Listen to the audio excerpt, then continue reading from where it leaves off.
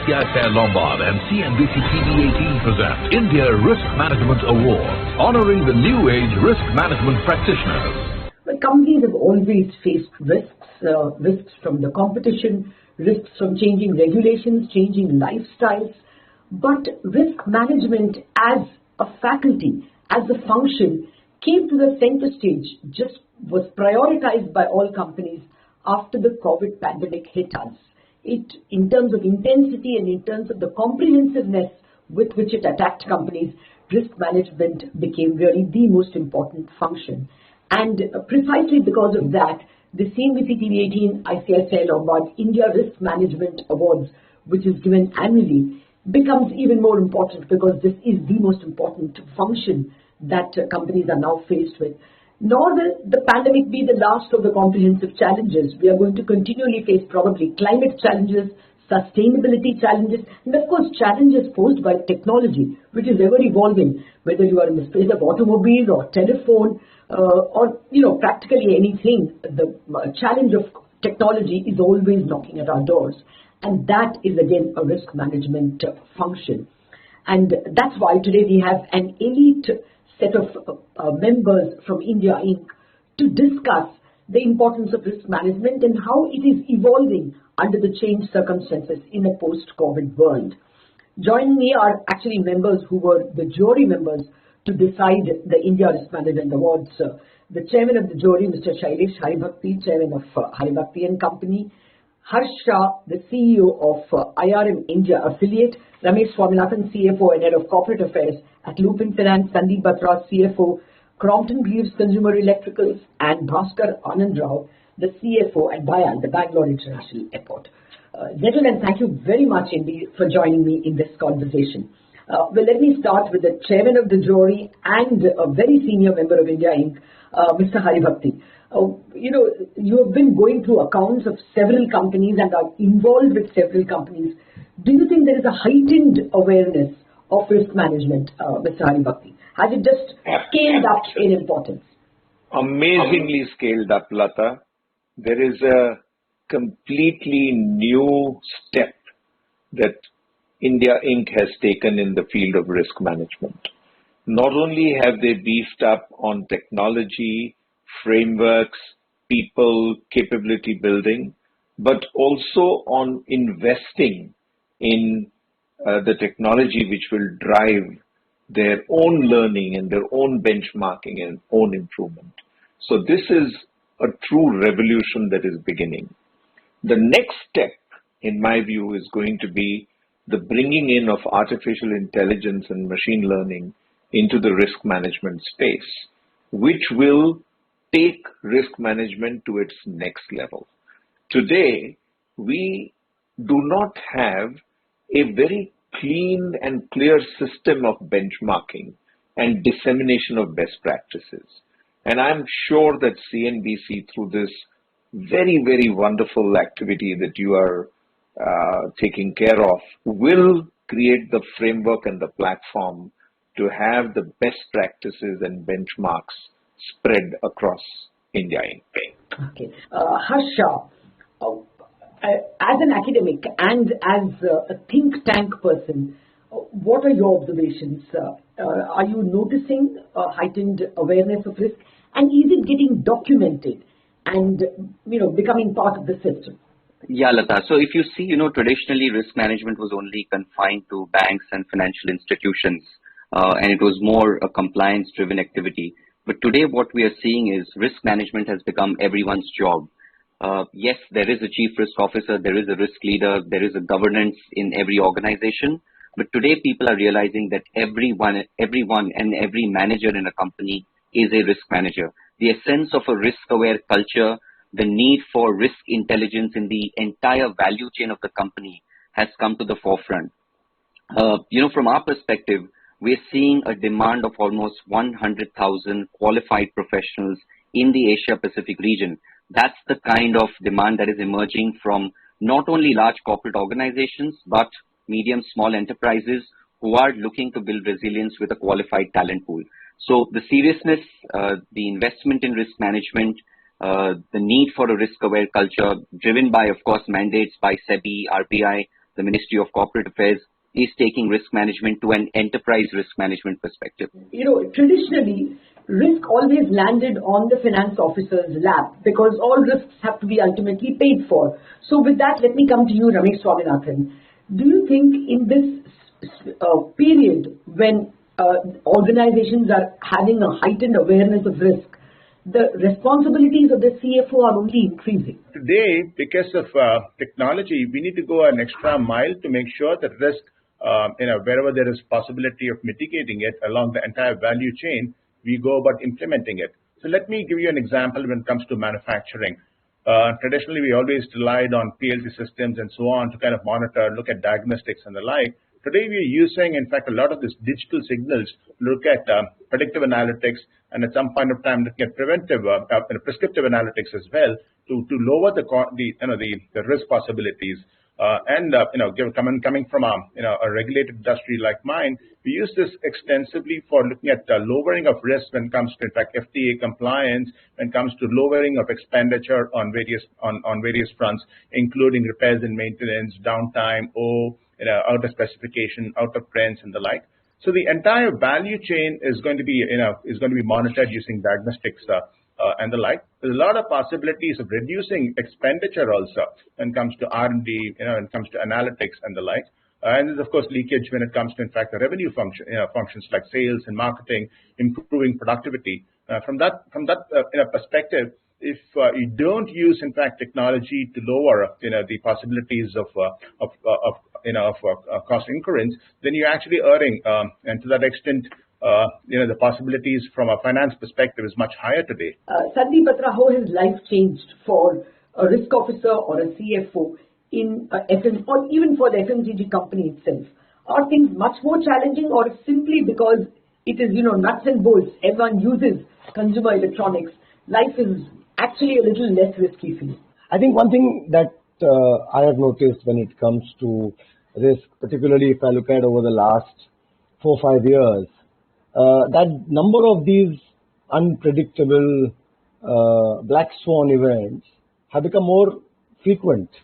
So if you look at maybe 2016, you had demonetization, totally unexpected. 2017, you had GST being implemented.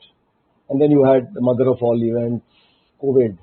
So, it is not that these black swan events will happen maybe once in 5 years. What we have noticed, that at least I have noticed, is that some of the frequency at which these events happen is the frequency is becoming so much more that before you can kind of rewrite your playbook basis the learnings from the earlier events, a new event has kind of taken place. And obviously, all the events that we are talking about, no company had a playbook. The other change, which is directly linked to COVID, is that it is not a risk that only impacts corporations. It is a risk that has hit so much closer to home that even if you're not working in a corporation or you're not a professional, you have to deal with the risk because your family or your near and dear ones are equally exposed and impacted.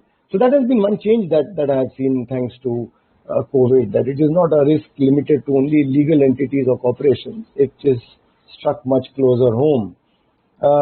And what my learning has been over the last few years, that while certainly you can do enough and more preparation, and certainly corporations that address risk in a professional way have prepared for eventualities and risks, will certainly fare much better than somebody who's not prepared. But I think there is one facet which may not be documented in risk registers, is the speed and the agility with which you respond to new risks that come.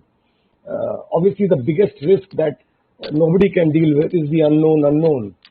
And no amount of planning will be able to help you deal with the biggest of all risks, that is the unknown. So I think in that case, the most important thing that corporations should have is the agility of a very, very quick response. Bhaskar Anand, what's been the experience at Bangalore International Airport?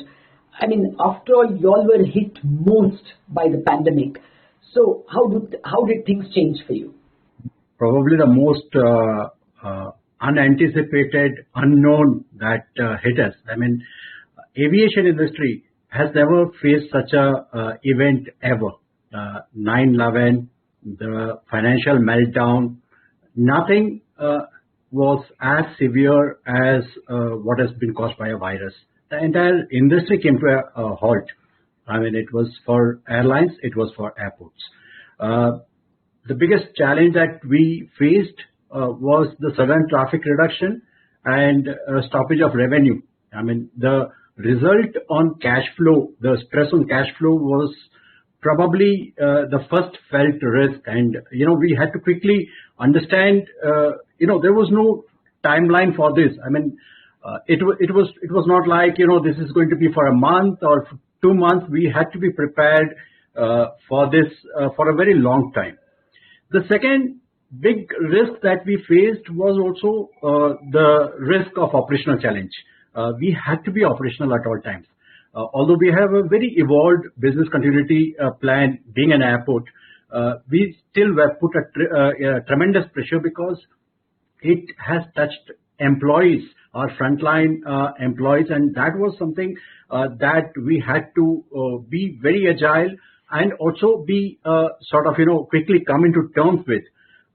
So the third big risk, and aviation sector was growing phenomenally in the country. At Bangalore Airport, we are going at a CAGR of 15 to 18%, and the challenge always was how to maintain capacity for that was required. And we were in the midst of probably the biggest expansion ever. We were putting an airport within an airport, and COVID happened. Entire team had to, be very agile in this risk management process all throughout. ICICI Lombard and CNBC TV18 present India Risk Management Award, honoring the new age risk management practitioners. ICICI Lombard and CNBC TV18 present India Risk Management Award, honoring the new age risk management practitioners. Well, now let me look for solutions. Mr. Haribhakti, I'm again beginning with you because I'm sure you're a member of many boards. Do you think now boards have to proactively discuss risk, set aside one meeting in a year or 2 meetings in a year, or maybe a little bit of time in every meeting? Do they have to weave risk into their thinking? See, the regulator has recognized that you need far more emphasis on risk management. And therefore, the very constitution of the Risk Management Committee has been altered, where independent directors will now become part of the risk management process in a big way.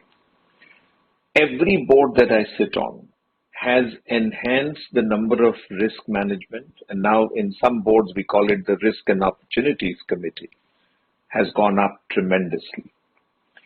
The frameworks, the technology usage, the idea of not getting surprised has become so critical that we are committing resources, financial, best-in-class people, all of that, to make sure that we are able to cope with whatever comes up.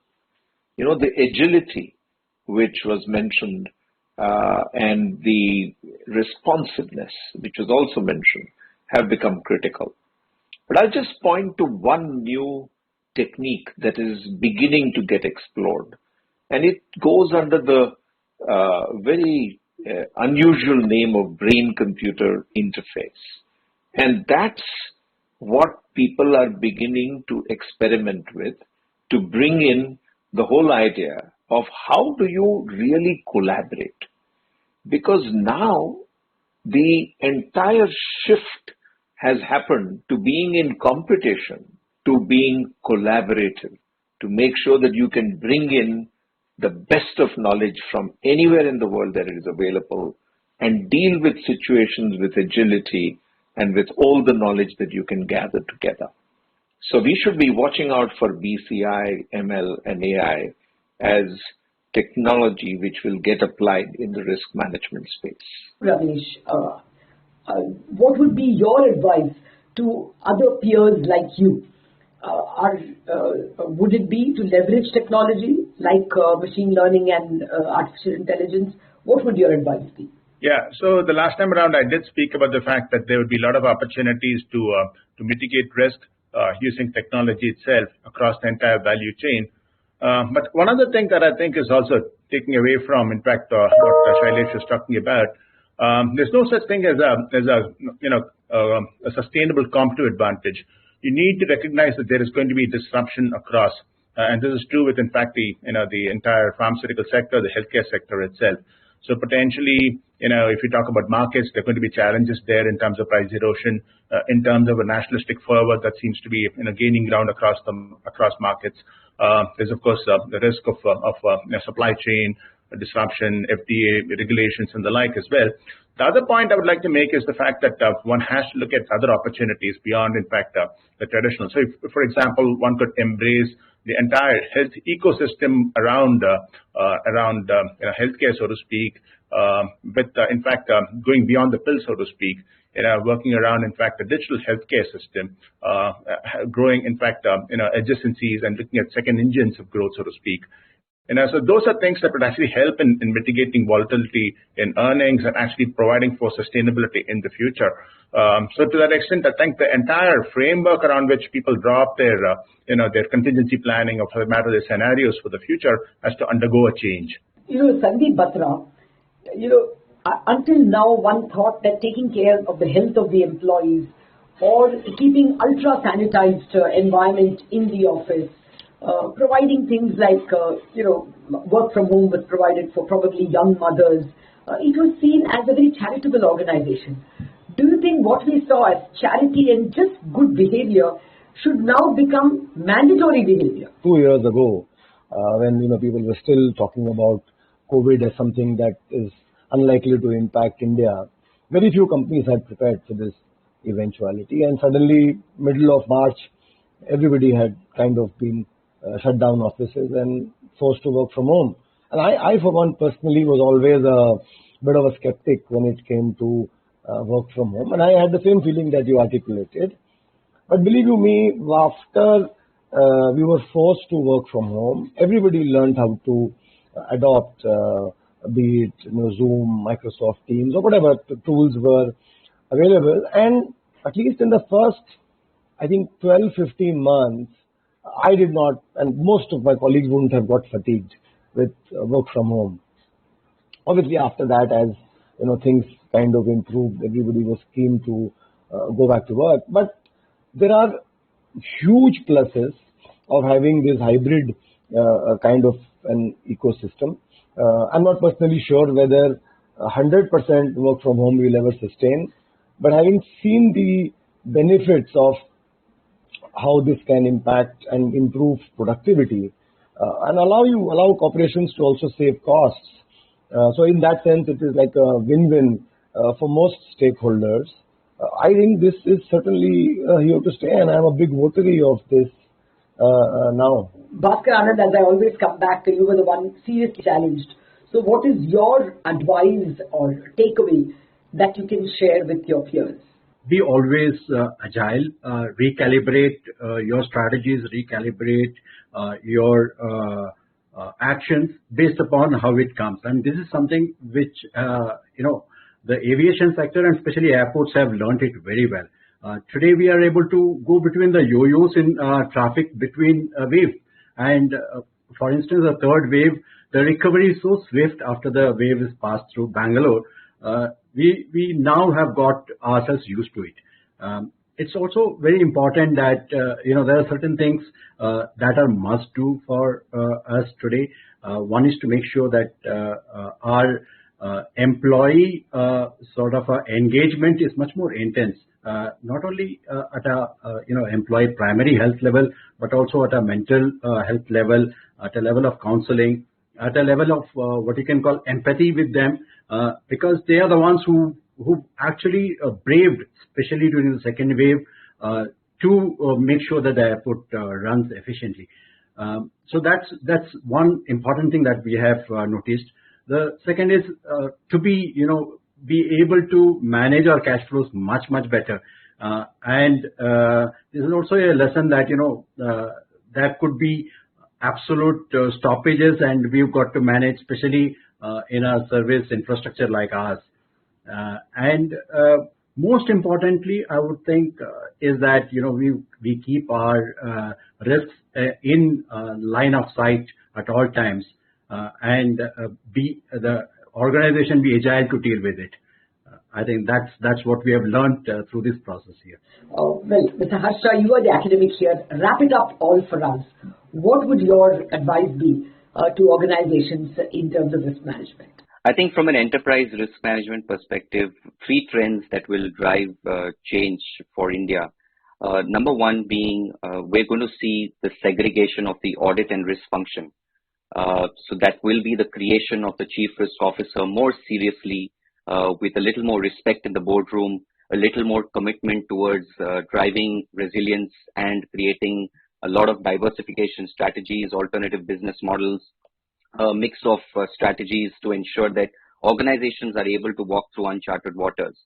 The second thing is, I feel risk intelligence will now be an important skill valued over domain expertise. So here you have a supply chain expert, but a supply chain risk intelligent expert will be much more capable to do the job. And the third thing I feel is, will the MSMEs be able to invest in risk management as a serious activity, either by law or by virtue of a culture? That's a question mark which I leave for all of us to ponder upon. That's extremely well put, sir. Very key takeaways from you and indeed from all of you. For MSMEs, it has been an existential crisis. And at this point in time, to think and prepare for the next risk is perhaps a little tough, but hopefully good times are around the corner. And with a couple of years of growth, which looks very imminent at this juncture, maybe we will be able to concentrate and be better prepared when nature or technology throws unexpected risks at us or unknowns at us. Mr. Shailesh Haribhakti, Harsha, Ramesh Swaminathan, Sandeep Batra, and Bhaskaran Rao, thank you very much for a very enlightening conversation. ICICI Lombard and CNBC TV18 present India Risk Management Award, honoring the new age risk management practitioners.